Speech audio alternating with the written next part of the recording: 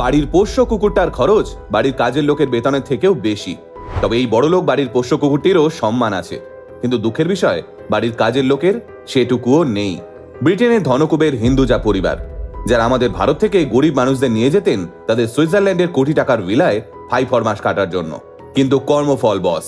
তাই বাড়ির কর্মচারীদের নিগ্রহের অপরাধে এবার হিন্দুজার পরিবারের 4 সদস্যকে কারাদণ্ডের সাজা শোনালো আদালত। 3,91,812 কোটি টাকার মালিক হিন্দুজা ফ্যামিলি। এত টাকার মালিক হয়েও তারা বাড়ির পরিচারক পরিচারিকাদের দিয়ে খাটিয়ে ঠিকমতো পয়সা দিতেন না। আগে হ্যাঁ, ব্যাংক ব্যালেন্সে কোটিপতি হলেও মানুষ হিসেবে যে তারা কতটা নিকৃষ্ট তারই জলজান্ত প্রমাণ এই ঘটনাটি। আসুন আজকের ভিডিওতে শুনে নি হিন্দুজ পরিবারকে ঠিক কি কি কারণে 4 বছরের জন্য কঠোর সাজা ঘোষণা করেছে আদালত।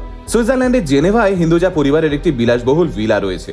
সেই ভিলায় থাকেন প্রকাশ হিন্দুজা এবং তার স্ত্রী কামাল হিন্দুজা। এছাড়াও থাকেন তাদের ছেলে অজয় এবং পুত্রবধূ নম্রতা হিন্দুজা।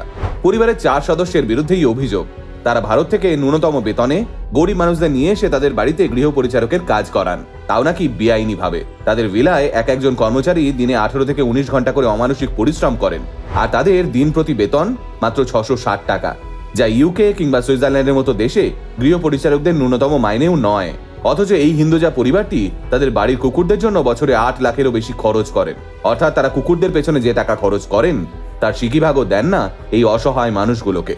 হিন্দুজাদের বিপক্ষের আইনজীবী আরো দাবি করেন এই পরিবারের কর্মচারীরা নাকি নিজেদের সুবিধা মতো ছুটি নিতে পারে না, একমাত্র হিন্দুজাদের সুবিধা অনুযায়ী তাদের ছুটি নির্ধারিত হয়। আবার কেউ যাতে কাজ ছেড়ে পালিয়ে যেতে না পারে সেই কথা মাথায় রেখে কর্মচারীদের পাসপোর্টও হিন্দুজা পরিবার নিজেদের জিম্মায় রেখে দেন।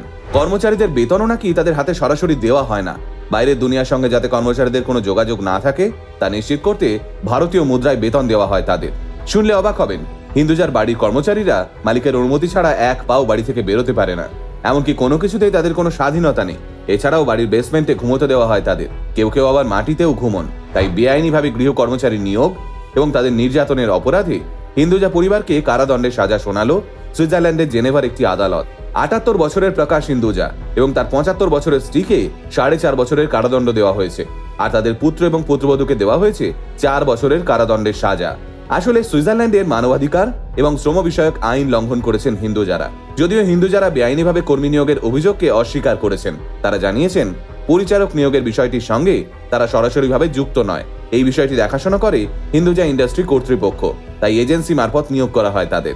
এই মুহূর্তে অবশ্য মানব পাচারের অভিযোগ থেকে মুক্তি পেয়েছেন হিন্দুজারা, কিন্তু তারা বাড়ির কর্মচারীদের উপর অত্যাচারের অভিযোগ থেকে রেহাই পাননি।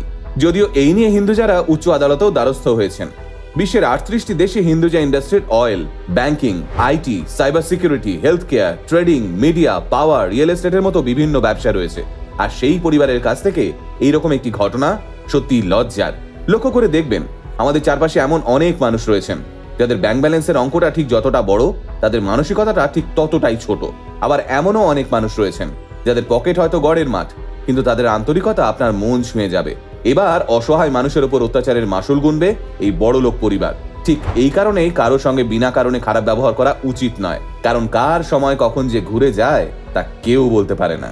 চারপাশের নেগেটিভিটি থেকে দূরে থাকতে আজই ফলো করুন আমাদের Facebook page ultimate motivation. Ultimate motivation, বাংলায় মোটিভেশন, বাঙালির মোটিভেশন।